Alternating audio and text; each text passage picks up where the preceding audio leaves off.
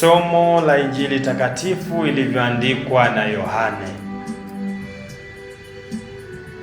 Sura ya 11 aya ya 45 hadi aya ya 57. Wengi katika Wayahudi waliokuja kwa Maria na kuyaona yale aliyoyafanya Yesu wakamwamini. Lakini wengine wakaenda zao kwa Mafarisayo wakawaambia aliyoyafanya.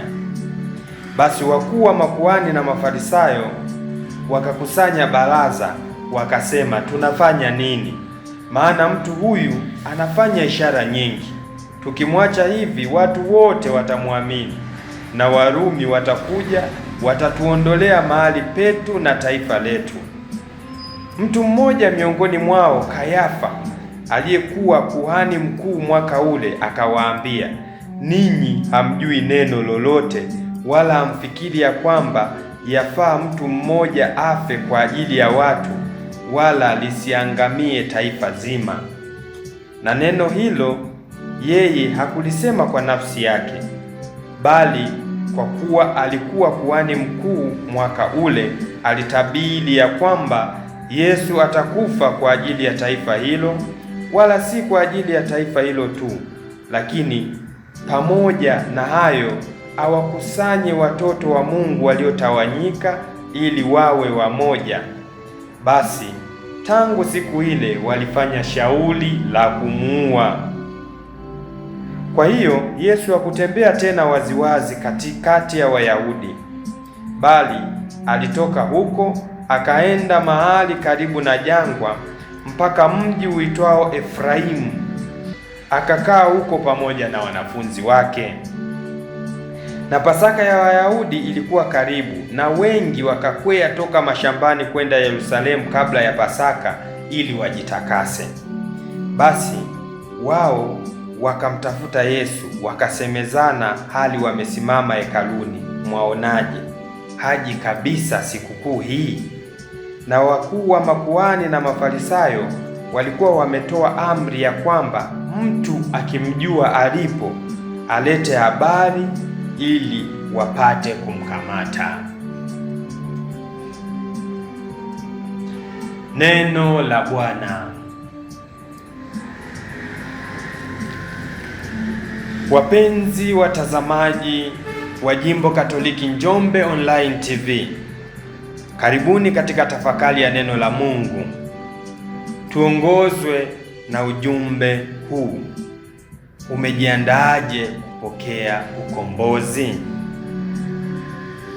Ndugu wapenzi, Jumamosi hii ya juma la 5 la Kwaresma, baada ya Kristo kufanya muujiza wa kumfufua Lazaro, somo la leo linatuonyesha wakuu wa makuhani wameketi na kumjadili, na alionekana kuwa tishio kwa sababu walihisi atapata wafuasi wengi sana. Kumbe walijadiliana juu ya kumuua, lakini saa ya Kristo ilikuwa haijawadia. Ndio maana basi Kristo anaondoka, anaenda kukaa Efraimu pamoja na wanafunzi wake, huku akijiandaa kuingia Yerusalemu kwa kishindo ili kutimiza fumbo la ukombozi. Penzi watazamaji, tumekuwa na majuma 5 ya maandalizi ya Pasaka.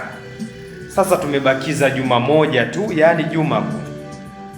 Je, tumejiandaaje kupokea ukombozi? Tumejiandaaje kufufuka na Kristo? Tumewatembelea wahitaji? Tumefanya toba? Na zaidi, tumefunga? Yale mambo ya msingi ya Kwaresma tumeyafanya? Hayo ndio maandalizi ya kufufuka pamoja na Kristo. Kristo anakaribia kuleta ukombozi. Je, tunaotaka kukombolewa tupo tayari kwa ajili ya kuupokea ukombozi? Pasaka itakwenda vizuri kama mkombozi na wale wanaotaka kukombolewa wana nia moja na wana hamu moja ya ukombozi. Ni hatari sana endapo mkombozi yupo tayari kwa ajili ya kutukomboa, lakini sisi tunaohitaji ukombozi, tunaotaka kukombolewa, hatuko tayari, hatujajiandaa. Leo Kristo anaenda kukaa Efraimu kwa sababu saa yake haijawadia. Anasubiri kuingia Yerusalemu kwa kishindo ili apate kutimiza andiko, kumkomboa mwanadamu. Na sisi tunaotaka kukombolewa tujiandae ili kupokea ukombozi ambao Kristo anajiandaa kutuletea. Tukumbuke mambo muhimu ya Kwaresma. Endapo hatujayafanya, basi tuendelee, tujaribu tena kufanya toba, tujaribu tena kufunga, tujaribu tena kuwatembelea wahitaji na kusali. Tumsifu Yesu Kristo.